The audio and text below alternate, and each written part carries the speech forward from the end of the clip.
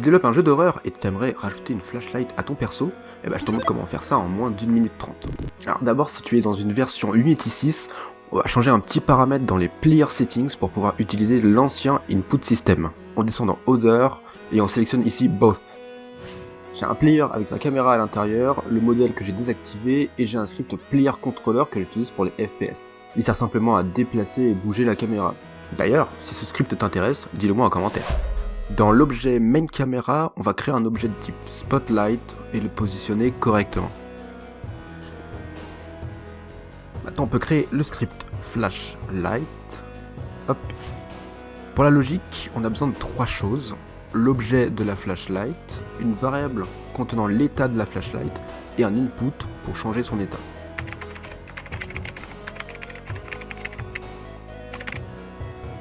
Pour vérifier un input, on commence par créer un statement if et on va utiliser une méthode de l'input qui se nomme getKeyDown et entre parenthèses on écrit keycode.l'input de notre choix.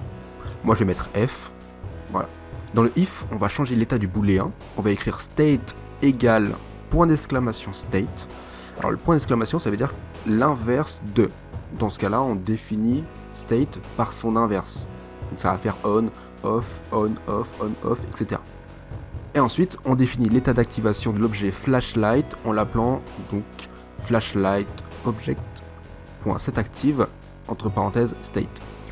SetActive, c'est la méthode pour définir son état d'activation et attend une variable booléen pour lui dire oui ou non.